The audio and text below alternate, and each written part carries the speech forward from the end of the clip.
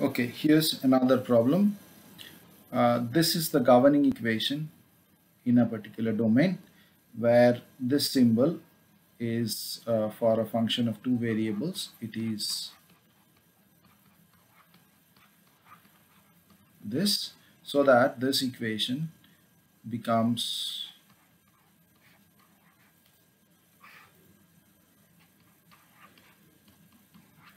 this is a specified function and it is in L2. So this is my operator L, and I can write this equation as L phi equal to minus Q. Okay, so this is the operator form of this equation. Now I have to prove that L phi, inner product between L phi and psi, is equal to inner product between L psi and phi, right? In the process, I will also be able to suggest what the boundary conditions for this problem should be. So suppose I am solving this in a domain V, and let me open up a fresh page.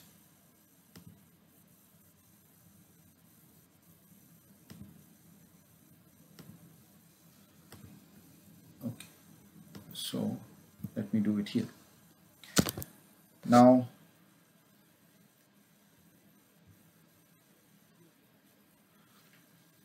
I have, let's say, L is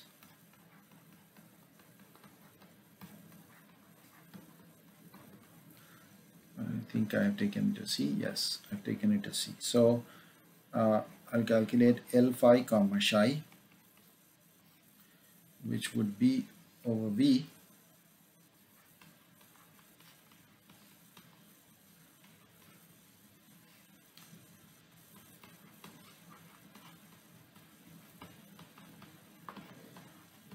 this. Let's take the first term and we can write it as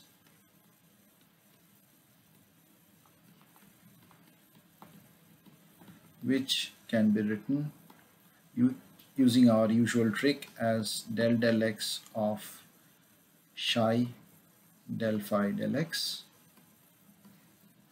minus del psi del x into del phi del x dv.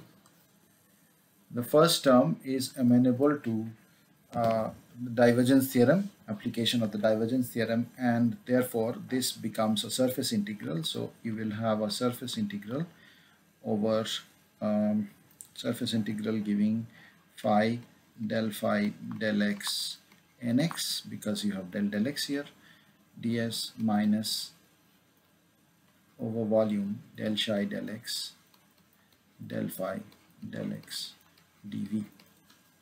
Okay, so this will give you this surface term. This term will give you a surface term which is phi psi del phi del y ny ds. So these two together will give you psi times del phi del x nx plus del phi del y ny ds, which is gradient of phi dotted with n, where n is the outer normal to the surface. So if you have your volume is this, then outward normal to del v is this.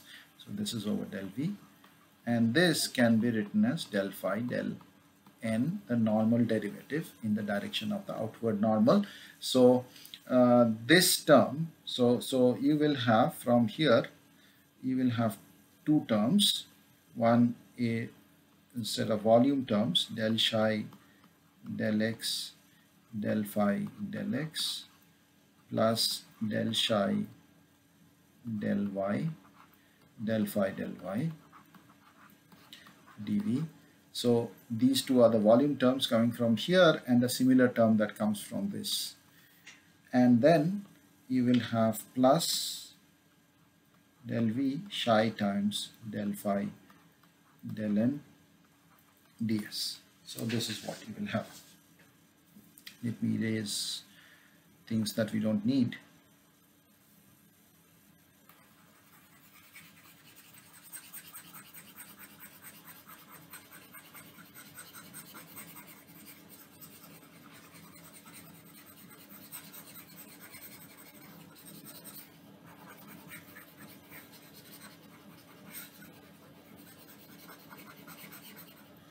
Now we need to worry about only the volume term.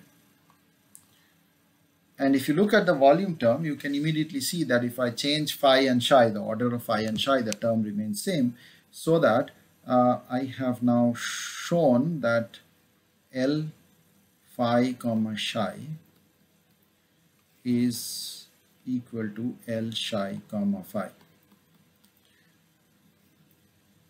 I don't need to worry about the surface term, because at the surface I will have to now specify either psi will have to be specified, or del phi del n, the normal derivative of phi or psi will have to be specified, and the normal derivative of phi and psi will have to be specified. So phi and psi have to be functions that satisfy these conditions at the boundary, either condition on its normal derivative or the condition on the function itself. So I don't need to worry about this. I need to only see whether the volumetric part is symmetric. So this part is, as I can see, symmetric. It satisfies this condition, and therefore I can now immediately write down the variational principle. So the variational principle will become this, and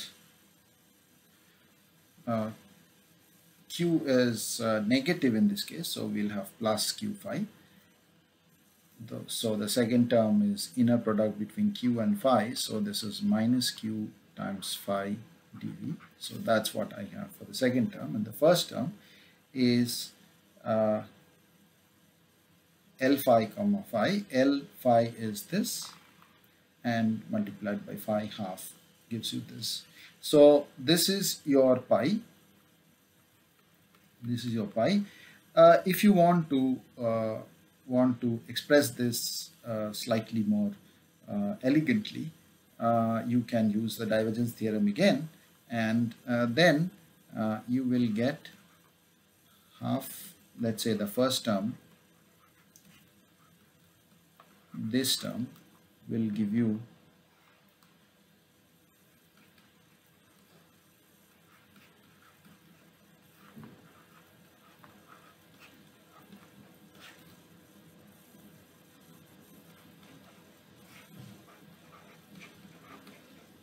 this, and you will get a boundary term which would be half phi del x nx, and you will get this term.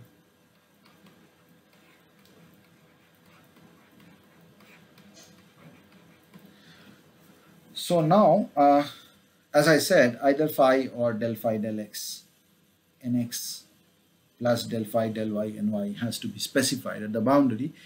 So these boundary terms will be taken care of by appropriate boundary conditions that are suggested by this variational principle.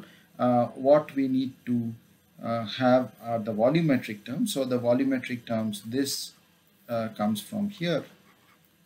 Similarly, from here you will get this, and then c phi into phi half would give you half c phi square, and q phi remains. So I have changed the signs, doesn't matter, the bound, I can put a minus here and a plus here for every term, and the signs would get changed.